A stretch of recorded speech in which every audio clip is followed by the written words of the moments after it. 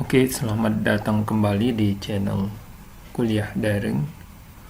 Kali ini saya akan lebih banyak membahas tentang sintaks atau perintah-perintah query yang terdapat pada database MySQL.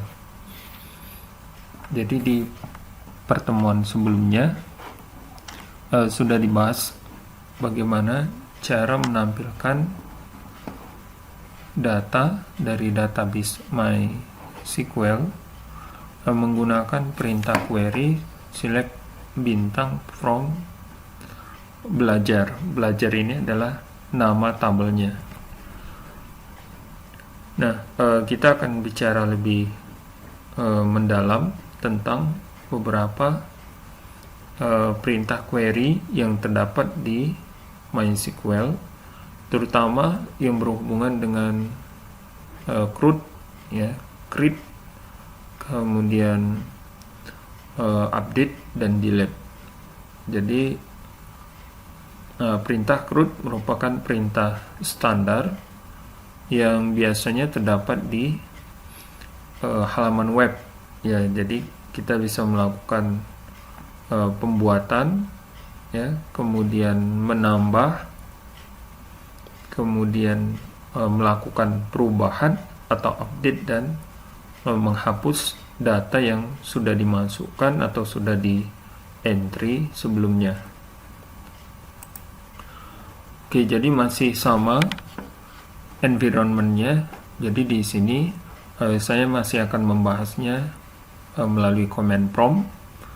Kita belum akan masuk ke graphical user interface.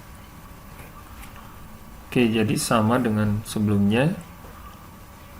Untuk mulai bisa menggunakan perintah-perintah query di MySQL, kita harus masuk ke dalam folder di mana MySQL-nya diinstal.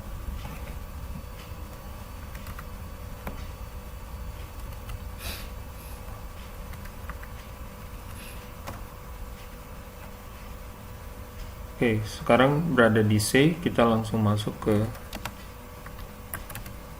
XAMPP, kemudian MySQL dan bin. Jadi folder exe-nya ada di dalam folder bin. Kemudian langsung coba kita jalankan. Lupa ya, jadi sebelumnya kita harus mengaktifkan terlebih dahulu modul MySQL-nya melalui XAMPP control panel seperti biasa. Jadi dari sini XAMPP control panel-nya. Nah, baik server Apache maupun database MySQL-nya harus kita aktifkan terlebih dahulu.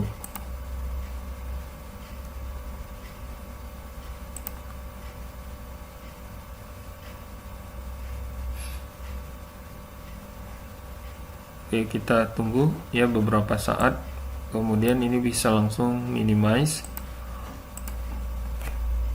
Oke, kita coba masuk ke dalam MySQL-nya. Oke, tidak ada masalah. Jadi di pertemuan sebelumnya kita sudah membuat database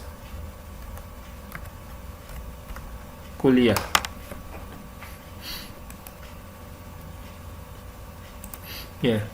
Jadi di tutorial kali ini kita juga masih akan menggunakan database kuliah.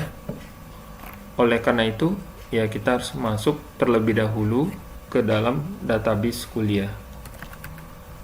Use kuliah. Kembali kita tampilkan isi atau tabel yang ada di dalam database kuliah. So, tables Oke, jadi hanya satu tabel, yaitu tabel belajar yang sudah dibuat di tutorial sebelumnya. Ya, jadi ini mungkin sekalian mereview ya apa yang sudah pernah dibahas sebelumnya ya. Kembali kita ingin melihat struktur dari tabel belajar. Perintahnya adalah dash, kemudian nama diikuti dengan nama tabelnya. Oke, di dalamnya terdapat 4 field beserta tipe dan ukurannya. Oke, sebagai latihan ya, di sini kita coba membuat tabel baru ya, create table dosen, langsung diikuti dengan properti ya, yaitu berupa field yang akan kita tambahkan ke dalam tabel dosen. Nick, tipenya adalah varchar, kemudian size atau ukurannya. Nick kita jadikan sebagai primary key. Jadi fungsi primary key ini sebagai pembeda atau uniqueness antara satu record data dengan record yang lain. Nah, kalau di contohnya kalau di data kependudukan, jadi mungkin nama boleh sama ya antara satu penduduk dengan penduduk yang lain, tetapi untuk nick itu dijamin pasti berbeda. Kemudian kita enter, kemudian nama dosennya, nama dosen,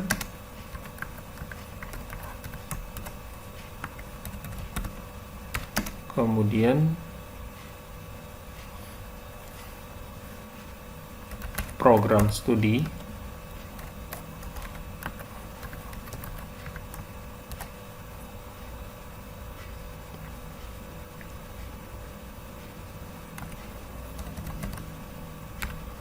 satu lagi kita tambahkan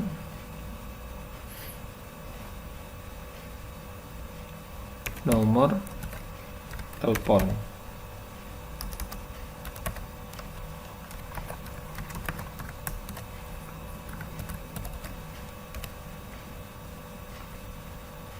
Query oke, berhasil ya.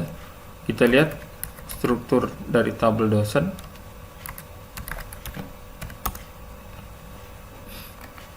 Oke, lebih kurang seperti ini. Kemudian kita coba insert beberapa record data ke dalam tabel dosen. Perintahnya insert into dosen values nick ya, 1 2 3 4 5 6 7 contoh ya. Kemudian nama dosennya Budiman, kemudian prodinya sistem informasi,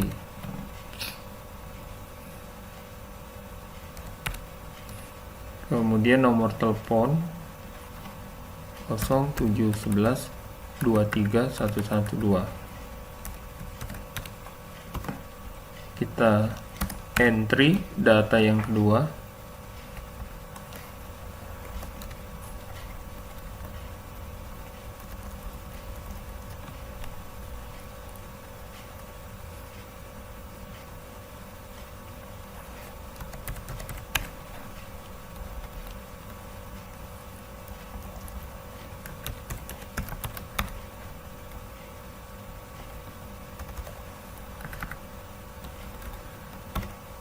oke. Jadi sudah di entry 2 record data ya, jadi tidak ada problem ya. Nah, saya juga di sini ingin menunjukkan beberapa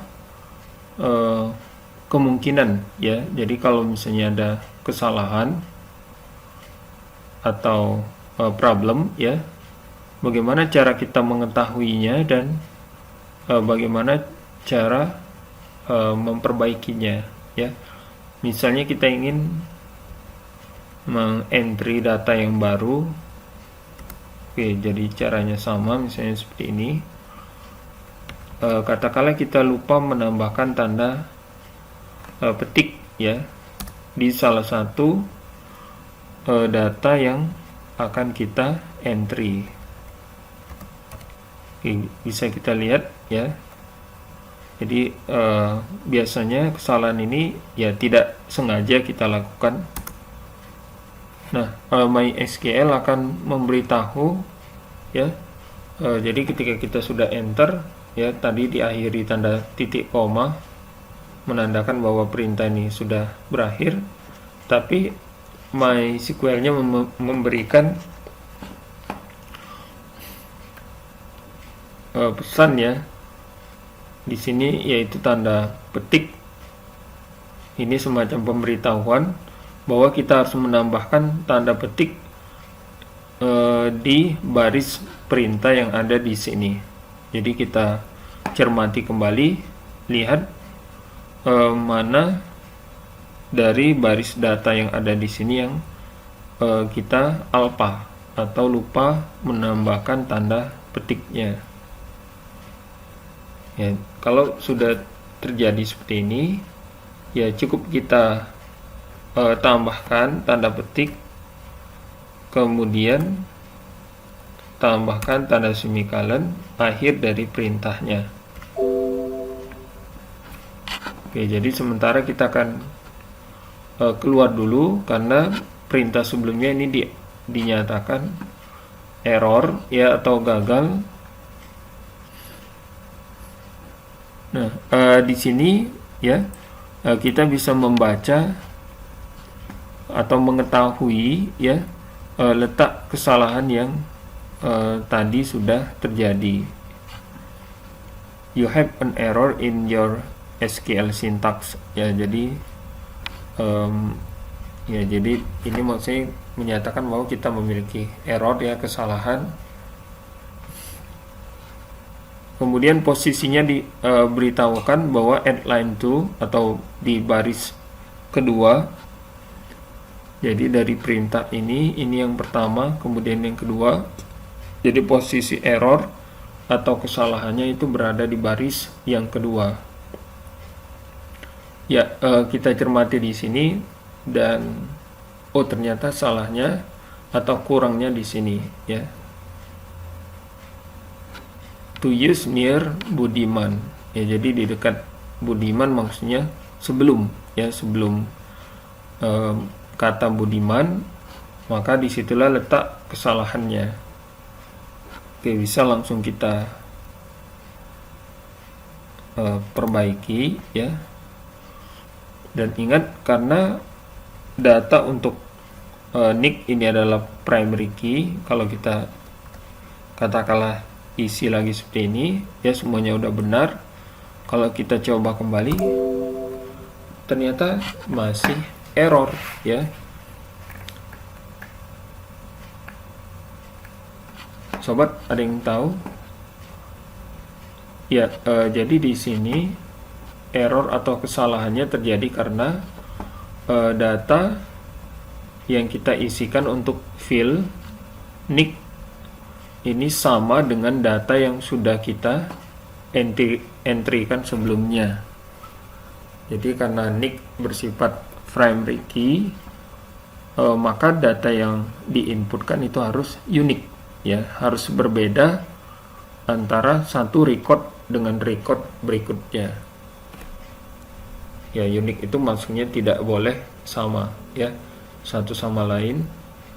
Oke, jadi kita ulangi kembali, nicknya harus berbeda kemudian namanya boleh sama dengan yang sebelumnya, tapi mungkin di prodi yang berbeda. Matematika ya contoh. Kemudian nomor teleponnya kita enter. Oke, sekarang berhasil. Kemudian kita lihat isi dari tabel dosen menggunakan perintah select bintang from dosen.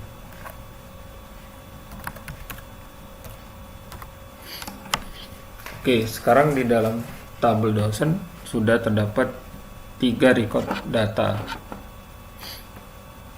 Nah, cara menampilkan ya data dari suatu tabel ya bisa seperti ini. Tanda bintang seperti ini maksudnya merujuk ke semua data yang ada di dalam tabel yang akan kita tampilkan. Tapi kalau hanya sebagian atau parsial, maka kita bisa menyebutkan nama filenya secara eksplisit ya, seperti ini. Misalnya kita hanya akan menampilkan data dari fil nama dosen saja. Nama dosen from dosen. Oke, jadi from dari kemudian dosen adalah nama tabelnya.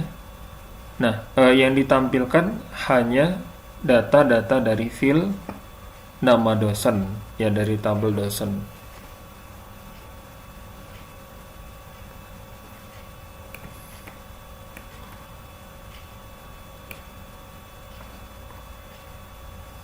Kemudian misalnya kita ingin menampilkan data dari fil nama dosen terurut ya berdasarkan abjad ya, jadi huruf awalnya. Nah, kalau kondisi defaultnya ini akan ditampilkan berdasarkan jadi yang pertama kali merupakan data yang pertama kali di entry-kan ya. Jadi yang paling bawah ini adalah yang terakhir kali di entry-kan, tetapi kita bisa juga menampilkannya dalam kondisi tertentu ya, sesuai dengan keinginan kita ya, kebutuhan. Misalnya kita ingin mengurutkannya berdasarkan abjad. Nah, jadi di akhir dari perintah query-nya kita bisa menambahkan order by